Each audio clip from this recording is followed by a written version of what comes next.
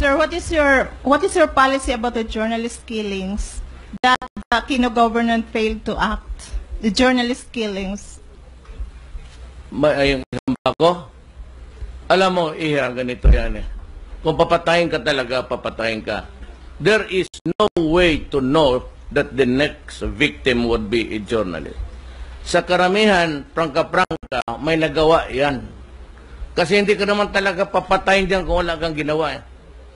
Yung mga expose, bad words against us, wala yan. Ako, I've been mayor. Pero karamihan yang may, alam mo na, nabigyan na, tapos especially if you want to take sides, nabayaran mo na, tapos you play. Yan ang karamihan na mamatay. Or, tumatanggap na sa mga sugarol, tapos bira pa rin. You really want the truth? Yun ang truth. Sir, there is still corruption sa inyong side. Marami yan. Hindi lang ang binibigyan yan, hindi lang ang pulis. Binibigyan yan, yung si Pala. Binibigyan yan, kukulikta harap-harapan, sabihin, kumilikta kami. Tapos sa kabila, babanatan mo. Yun. That is the best example of bakit namamatay itong mga journalist. Kaya ang prangka-prangka, yan sa iyo. Karamihan ganon. Kasi kung journalist ka lang na tama, walang gagalaw sa iyo. Especially if it is true. I mean, you cannot hide the truth, by the way. Pero yung gano'n na, ang example natin dito, taga rito ka man, yun si Pala. I do not demean his memory, but that he was a rotten son of a bitch. but is He deserves, gano'n eh. Is that an excuse to kill him, President? Huh? I mean, just because a journalist is corrupt or whatever, is that an Well, excuse? that is the reason. You are asking why? That is the reason. Na sinabi mo hindi dapat, you have to debate with the killer, not me, because of course I know who killed him. Kasi binastos niya yung tao eh. Alam nila itong, alin nyo nasaan? Nandito yan kanina. Alam ni alin nyo yan kung sino. Alin nyo si Tina Honsay because they were there when umiyak yung tao. Basta yung isa. Tapos may isa pa. Ding Ding. All ABS-CBN. Nandoon yun sila nung umiyak yung tao kasi binastos. Sino ang binastos? Huwag ka na. Huwag mo nang salihin yan. Mayor, there are recent Kasi attacks. tatanong kayo kung bakit pinapatay. You seem to appear na, do not make it appear na itong they are clean. Most of you are clean. But do not ever expect that itong mga journalists are all clean. Kaya namamatay. Sinasabi ko, karamihan yan, nabayaran na. They take sides. O sobrahan nila ang atake.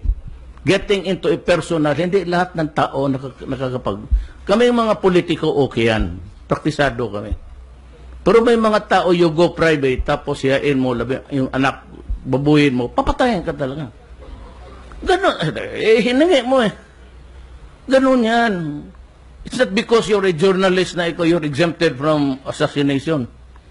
But sir, it has a very... Ang premise mo kasi, journalist siya, bakit patayin siya? It's all wrong. But sir, it has a bearing to the freedom of expression. That's not something you violate. Yung freedom of expression cannot help you if you have done something wrong to the guy.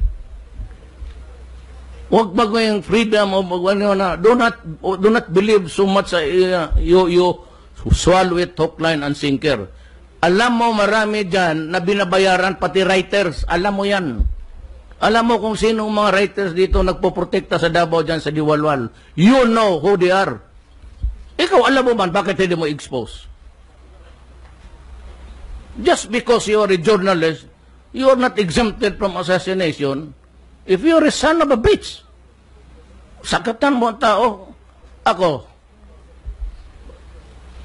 paano ako? Ako praktisado. Hanap ko ng sundalo. Sabihin mo, ang asawa mo, kaliwitin na gano'n. Di ba, patay ka. Subukan mo. Hindi na madala ng free speech yan. The Constitution can no longer help you pag binaboy mo ang isang tao. Kaya sabi ko, di klase ko si Pala. Nandoon yan sila, marami, tago-tago ra ba?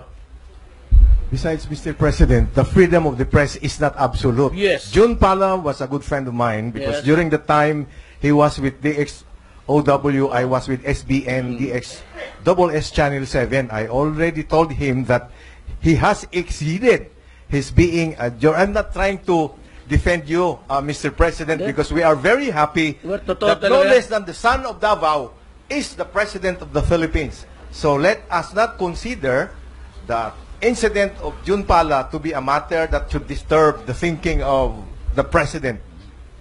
Wala yun, because I know. Sabi ko, I could point to you the people who were there that night when the guy cried because, he took the name of the father in vain. Binaboy niya, sabi niya, patayin ko sa'yo, kalimutan mo na. Ganon talaga yung tao niya. Kaya ako nga, sabi ko, araw-araw.